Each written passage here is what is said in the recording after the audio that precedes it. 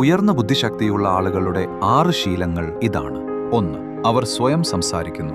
സ്വയം സംസാരിക്കുന്നത് കൂടുതൽ നന്നായി ചിന്തിക്കാനും പ്രശ്നങ്ങൾ എളുപ്പത്തിൽ പരിഹരിക്കാനും നിങ്ങളെ സഹായിക്കുന്നു. 2. അവർക്ക് മികച്ച നർമ്മബോധമുണ്ട്.